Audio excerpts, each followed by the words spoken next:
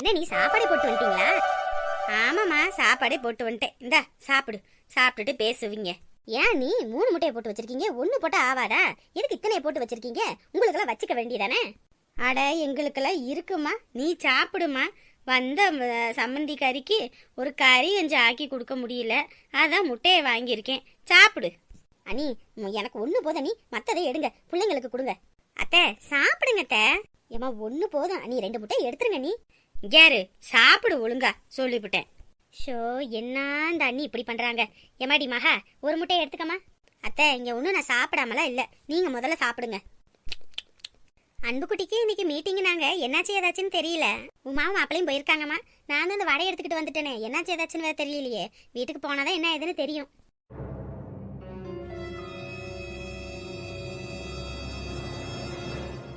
இவ எப்ப வந்தான்னு தெரியலையே. இப்ப பிள்ளைக்கு இதெல்லாம் கொடுக்க வேணாம், எல்லாம் இதுங்களே தின்னு தீத்துட்டு போயிருங்க. அதனால எல்லாம் போனதுக்கு அப்புறம் பிள்ளை கொடுத்துக்கலாம். இப்ப ரூம்ல கொண்டு போய் வைப்போம். வேற எதுவும் வேணுமா? என்ன வந்துட்டீங்களா? என்னது கையில கவரு? எல்லாத்தையும் உங்ககிட்ட சொல்லணும் எந்த அவசியம் இல்ல, நவுரு. தங்கச்சிக்காரி சம்மந்தி வந்திருக்காளே, வான்னு ஒரு வார்த்தை கூப்பிடுறது. சி சாந்தி, நீ எதுவும் நினைச்சுக்காத. அந்த ஆளு கூப்பிடலன்னு சொல்லி அவரே என்னை கூப்பிட்டாருனா என்ன, கூப்பிடாட்டினா என்ன, அதெல்லாம் நான் கண்டுக்கிறதே இல்லை. நீ விடுங்க. நீ அத்தை மன்னிச்சிருங்க அத்தை. என்னைய பொறுத்த வரைக்கும் என் மருமவை இந்த வீட்டில் சந்தோஷமா இருக்கணும். என்னைய அந்த ஆள் கூப்பிட்டாலும் சரி கூப்பிடாட்டியும் சரி, ஆனால் என் மருமவளை இங்கே கஷ்டப்படுத்தாம பார்த்துக்கங்க, அது போதும் எனக்கு. சரி சரி, நீ சாப்பிடு, சாப்பாடு ஆறி போயிடும்.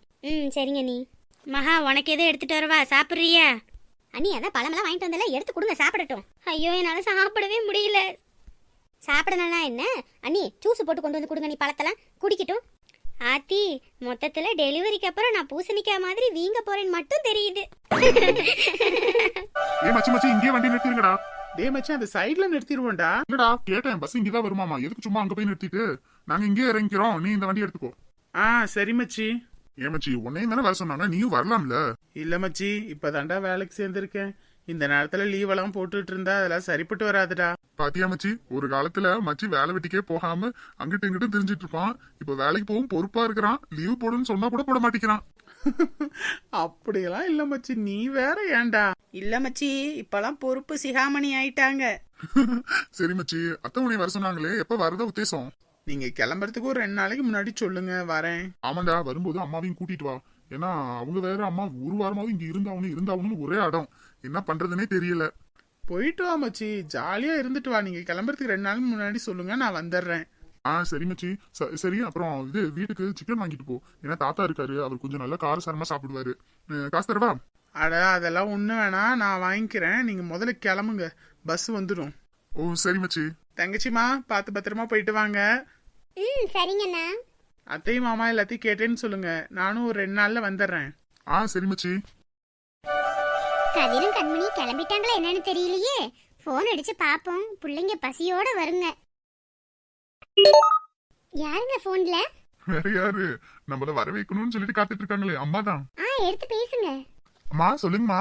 என்னையா கதிரு, எங்க இருக்கீங்க? வந்துட்டீங்களா என்ன? அம்மா கிளம்பிட்டோமா, பஸ்ல வந்துட்டு இருக்கோம், வந்துருவோமா? சீக்கிரம் வாங்கயா, உங்களுக்காக நான் எம்பிட்டு நேரம் காத்துக்கிட்டு இருக்கேன் தெரியுமா? வந்துடுறோமா. ஏங்க என்ன வாங்கிட்டு வரட்டும்னு கேளுங்க. அம்மா உங்களுக்கு அப்பாவுக்கு என்ன வேணும்னு சொல்லுங்க, வரும்போது வாங்கிட்டு வரோம். ஐயோ எனக்கு ஒண்ணும் வேணாண்டாங்க, நீ கேட்டதே எனக்கு போதும். சொல்லுங்கம்மா. எனக்கு நீங்க வந்தா அதுவே போதும், வாங்க.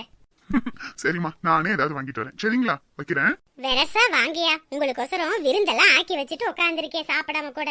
பாத்தியடி உங்க அத்தைக்காரிய, கல்யாணம் ஆகி உனக்கும் எத்தனை மாசம் ஆயிப்போச்சு.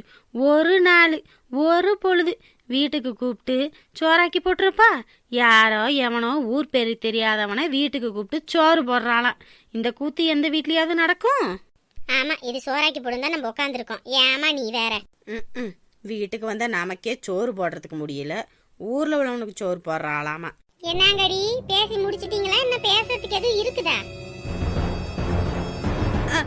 அண்ணி அது வந்து ஏங்கடி உங்ககிட்ட நான் என்ன சொன்னேன், என்னடி பண்ணிக்கிட்டு இருக்கீங்க இங்க? அண்ணி அத பத்தி தான் கேட்க வந்தோம். அண்ணி ஏண்டி எரும மாட்ட குளிப்பாட்டணும், கட்டாந்தரிய கூட்டணும்னு சொன்னேன், இங்க வந்து ஆட்டிக்கிட்டு நிக்கிறீங்களா 2 பேரும்? அண்ணி அதான் எரும மாடி எங்க இருக்குன்னு கேட்க வந்தேன். பின்னாடி கண்ணாடி இருக்குல்ல, உங்க 2 மூஞ்சியும் பாருங்க, எரும மாடி எதுன்னு தெரியும். நானும் எம்புட்டு நேரம் சொல்லிக்கிட்டு இருக்கேன், எரும மாடு மழை பெஞ்ச கணக்க வீட்டுக்குள்ள சுத்தி சுத்தி வந்துகிட்டு இருக்கீங்களா? ஏன் நீ எங்க இருக்குன்னு தெரியலன்னு தானே கேக்குறேன். ஆமா, நீ இப்பதான் புதுசா வாக்கப்பட்டு வந்திருக்க. இந்த வீட்டுல தானே இருந்துட்டு வீட்டை விட்டு ஓடுன, அப்புறம் என்ன? நீ வாக்கப்பட்டு வந்த நேரத்துல கட்டி இருந்த இடத்துல அதே இடத்துல தான் இந்த எரும மாடுங்கலாம் கட்டி கிடக்கு. அது உனக்கு தெரியலன்னு வச்சுக்க, நம்ம வீட்டுக்கு பின்னாடி ஒரு குடிசை போடு ஒரு வீடு இருக்கும், அதுல ஒரு வீட்டம்மா இருக்கும். அந்த அம்மா சொல்ற பேச்சை தான் நீங்க 2 பேரும் கேட்கணும். அந்த அம்மா சொல்ற பேச்சை கேட்காம குண்டக்க மண்டக்கன்னு ஏதாவது ஒன்று பண்ணிக்கிட்டு தெரிஞ்சிங்க, அப்படியே தான் அந்த அம்மா என் காதில் வந்து சொன்னுச்சு, 2 பேர் ஜோலி இங்கேயே முடிச்சு விடுவேன். ஒழுங்கா போய் அந்த வேலை வெட்டியை பாருங்க, போங்க. அவ பசிக்கும்ல. விருந்தாளிங்க வீட்டுக்கு வராங்க, அவங்க சாப்பிட்டது போக மிச்ச மீதி ஏதாவது கிடக்கும், அததான் உங்க 2 பேருக்கு சாப்பாடு வயிறு முட்டை திங்க வந்தானே கொழுப்பெடுத்து ஆடிக்கிட்டு இருக்கீங்க. உங்க கொழுப்பெல்லாம் கரைச்சு விட்டு அனுப்புறேன், போங்க. திமிரு பிடிச்ச கழுத, இந்த வீட்டை விட்டு நீ போகும்போது புருஷன் கூட போய் வாழணும். அந்த மாதிரி உன்னை ஆக்கிதான் அனுப்புவேன். அது வரைக்கும் உன்னை இந்த வீட்டை விட்டு அனுப்ப மாட்டேன். வேலைக்கு 2 பேர் வருவாங்கன்னு சொன்னாங்க, இன்ன வரைக்கும் ஆளை காணாமே. எவ்வளவு நேரம் நம்மளும் வீட்லயே உட்காந்துருக்கிறது. அவங்க வராங்களா என்னன்னு பார்த்துட்டு நம்மளே போய் அந்த கட்டாந்தரையெல்லாம் கூட்டி விட்டுறலாம். இல்லைன்னா அந்த ஓனரம்மா நம்மளே பிடிச்சி திட்டுவாங்க. நான் சொன்னேன்னா நீங்க எதுக்கு சும்மா உட்காந்துருந்தீங்கன்னு. அதுவும் இல்லாமல் வீட்டுக்கு சொந்த மந்தெல்லாம் வந்திருக்க நேரத்தில் இப்படியே வச்சிருப்பீங்கன்னு நம்மளே கோச்சுக்குவாங்க. அதனால என்னன்னு பார்த்துட்டு நம்மளே போய் பண்ணிடுவோம். ஏமா, நெசமாவே நீ போய் வேலை செய்ய போறியா? அடி யாரடி இவ? நான் எதுக்கு போய் வேலை செய்யணும்?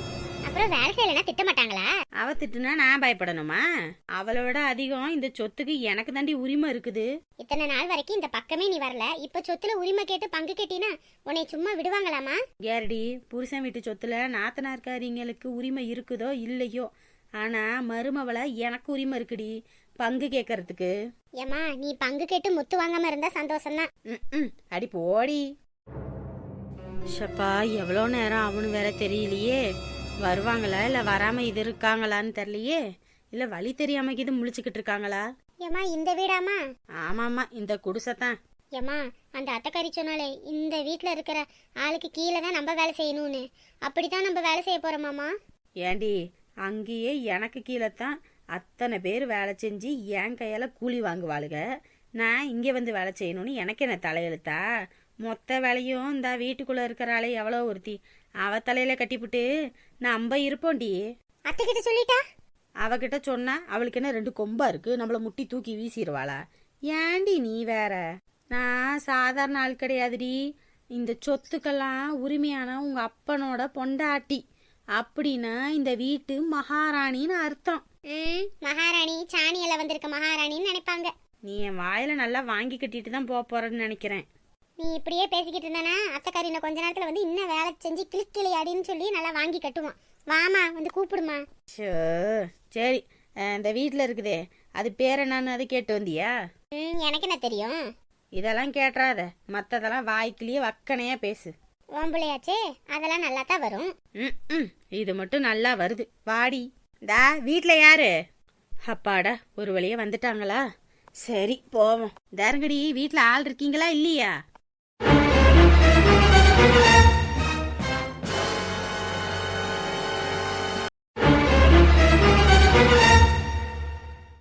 என் தங்க வைரம் கட்டி கரும்பு வாங்கடி தங்கம். ஆமா, தங்க வைரம் தகர டப்பான்னு. அம்மா, நான் கட்டி கரும்பாமா? கட்டி கரும்புலடா, கருங்குரங்கு வாயன். வாய உள்ள வாய. ஊருக்கண்ணே இன்னைக்கு வா மேலதான் இங்கிலீஷ் எப்படி பேசுறான் என் பையன் அப்படின்னு. நவரியா எருமை வழியிலேயே நின்னுக்கிட்டு. நம்ம ஒண்ணு நினைச்சா தெய்வம் ஒண்ணு நினைக்கும்ன்றது இதுதானா? எப்படி அடிச்சு தள்ளிட்டு போறா பாரு. அப்பாயே, அப்பாயே, வந்துட்டீங்களாயா? வாங்க வாங்க. என்னம்மா, பள்ளிக்கூடத்துல என்ன சொன்னாங்க? திட்டுனாங்களா? திட்டுவாங்களா என்ன, கழுவி ஊத்துவாங்கன்னு கூட நினைச்சேன். ஆனா எல்லாம் தலைகீழ ஆயிப்போச்சே. அத்தை, நம்ம அரவிந்த் இங்கிலீஷ் பேசுனா பாருங்க.